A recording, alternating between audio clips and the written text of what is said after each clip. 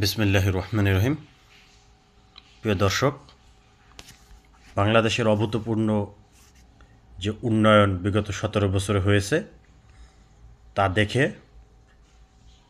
Jamaat Shibir, BNP এবং বটবাহিনী বলে এই উন্নয়ন কি শেখ হাসিনার বাপের টাকায় করেছে?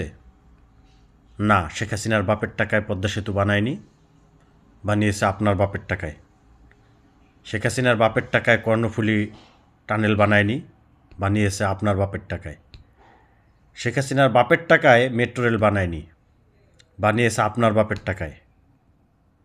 শেখ হাসিনার বাপের টাকায় এলিভেটেড এক্সপ্রেস বানায়নি, বানিয়েছে আপনার বাপের টাকায়। কিন্তু এই যে বর্তমানে আপনার বাপের টাকায় কেনা গাড়িতে চড়ে তেল ছাড়া আপনি পদ্মা সেতুতে উঠতে পারতেছেন না, কর্ণফুলী টানেলে ঢুকতে পারতেছেন না, এলিভেটেড এক্সপ্রেসওয়েতে যেতে পারতেছেন না, চাইলে অফিস আদালতে আপনাদের নিজের গাড়ি নিয়ে যাইতে পারতেছেন না। আপনার বাপের কিন্তু টাকা আছে, কিন্তু দেশে তেল নেই। আপনার বাপের টাকা থাকা সত্ত্বেও আপনি গ্যাস কিনতে পারতেছেন না।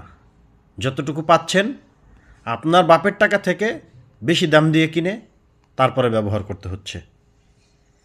আপনার বাপের টাকা থাকা সত্ত্বেও আপনার শিশুকে আপনি টিকা কিনে টিকা দিয়ে বাঁচাতে পারতেছেন না, ভেন্টিলেশন পাচ্ছেন না।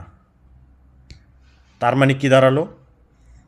যে শুধু বাপের টাকা থাকলেই হয় না, দেশ পরিচালনার জন্য একজন যোগ্য ও দক্ষ নেতৃত্ব প্রয়োজন। ক্রাইসিসকে ম্যানেজ করার জন্য একজন ক্রাইসিস ম্যানেজার দরকার। সেটা সবাই পারে না, সবার পক্ষে সেটা সম্ভব না।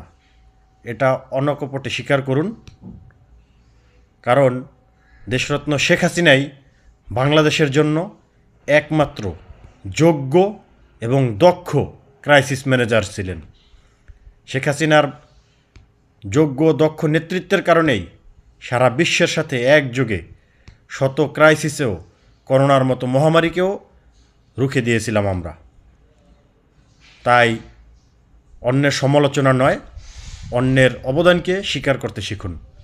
জয় বাংলা, জয় বঙ্গবন্ধু।